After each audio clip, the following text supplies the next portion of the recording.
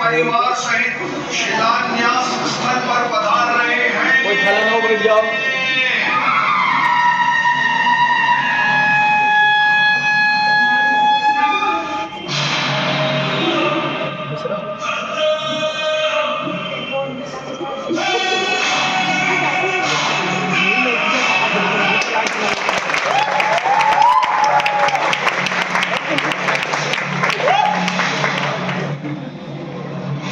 आज की शिलान्यास विधि रानी साहिबा के शुभ हाथों से होगी पंडित जी।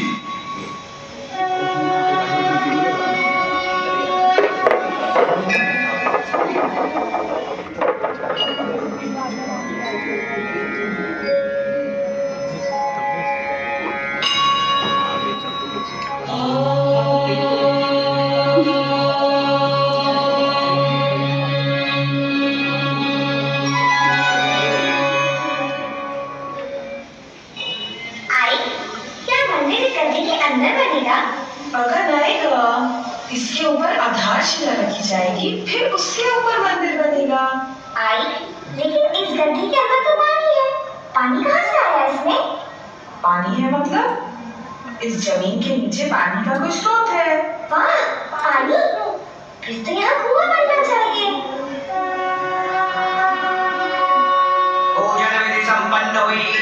शुभ मुहूर्त में आधारशिला को गड्ढे में रख दीजिए।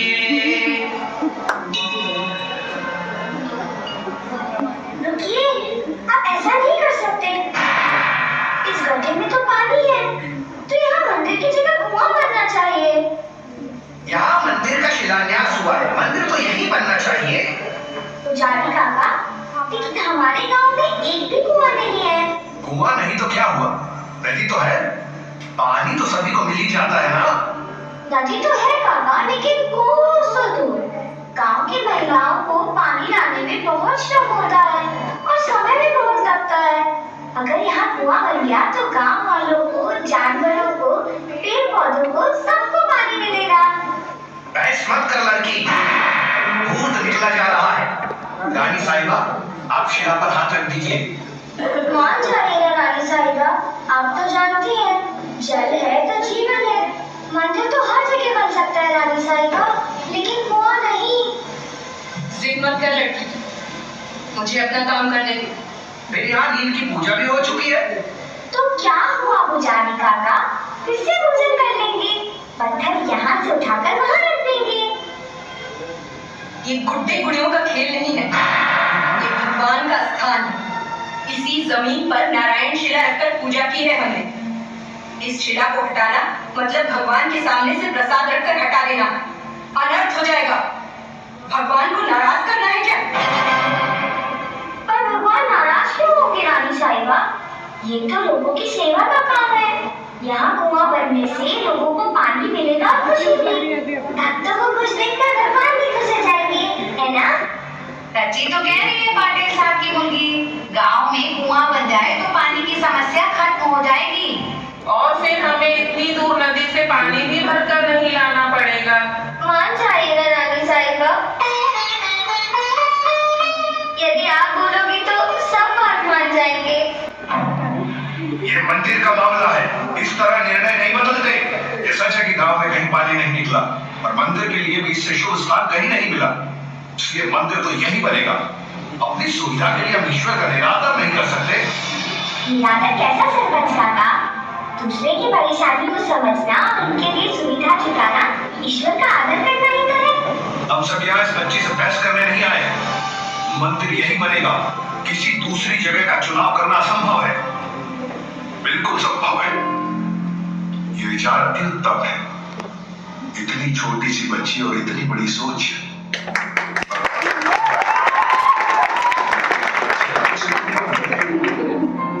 सच्ची कह रही हो तुम। पूरी धरती भगवान का घर है, वो कहीं भी विराजमान हो सकते हैं। और ये नाना की बात, तो हमें नहीं लगता अपने भक्तों को तड़पता देख ईश्वर को खुशी मिलती होगी। और रही बात मंदिर की, तो वो कहीं भी बने, भगवान क्यों नाराज होंगे? इसलिए मैं मल्हार राव होलकर ये घोषणा करता हूं कि आज निर्माण कार्य अवश्य शुरू होगा, लेकिन मंदिर का नहीं, कुएं का।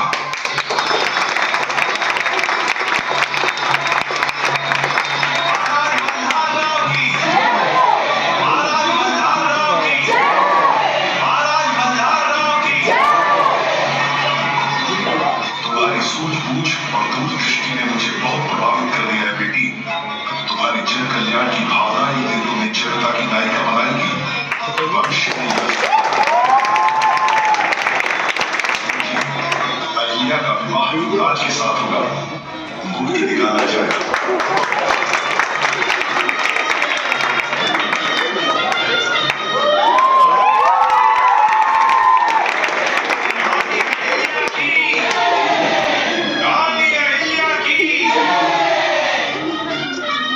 महाराजा होलकर जी के प्रेम और विश्वास के कारण रानी अहिल्या मालवा राज दरबार की प्रमुख पदाधिकारी बन गई।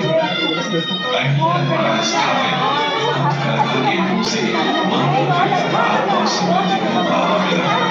जनता राज दरबार दोनों ने अहिल्या के प्रेम को संपूर्ण मालवासी के पहचानने लगी।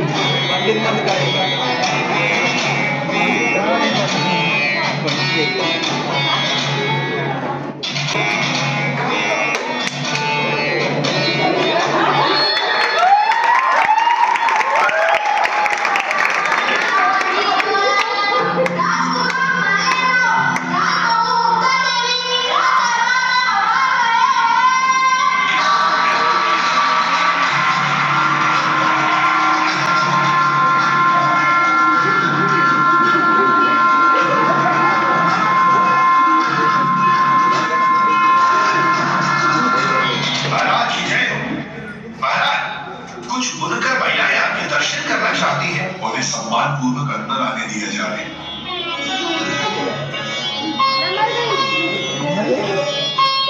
महाराज की जय हो। महाराज, हम आपको कुछ भेंट देना चाहते हैं।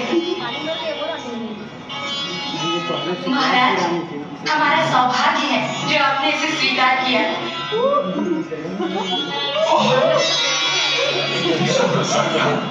अपनी कार्यशाला में अपने हाथों से बनाई है महाराज। कार्यशाला में? जी महाराज, हथकरघा उद्योग चलाकर छोटी रानी जी ने हम पर बहुत उपकार किया है। 2 वर्ष पहले मेरे पति की मृत्यु हो गई थी, लेकिन हथकरघा ने थाली को सहारा दे दिया। अब हम घी लगाकर रोटी खा रहे हैं।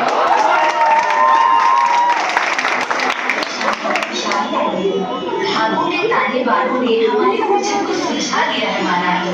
हमारा जीवन हरा भरा हो गया।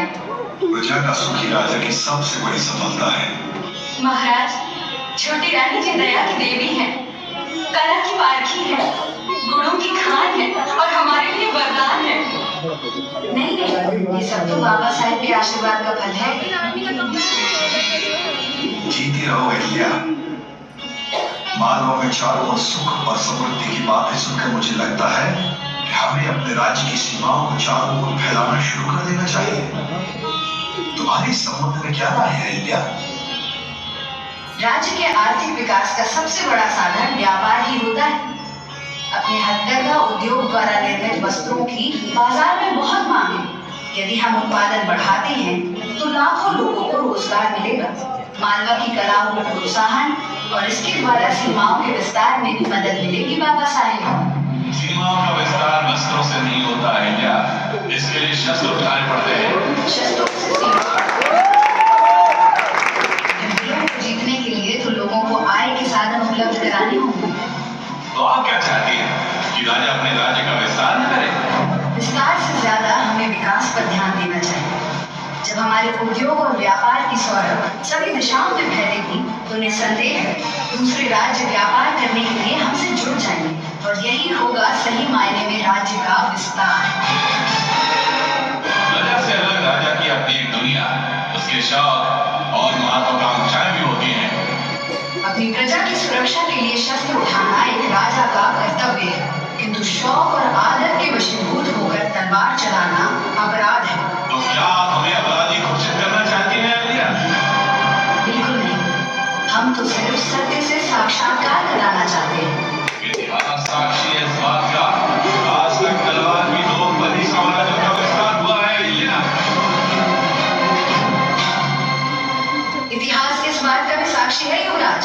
राजा महाराजाओं ने हथकरघा, हस्तशिल्प और कलाओं को बढ़ावा देकर अपने व्यापार को फैलाया और दूध मिश्रित शक्कर की तरह संस्कृतियों के सम्मिश्रण से साम्राज्य का विस्तार हुआ।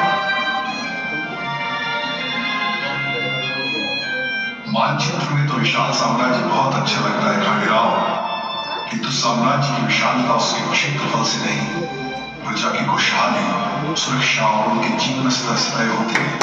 प्रजा को सुखी तुम्हारा कहना उचित है इलिया। बाबा साहेब आशीर्वाद दीजिए।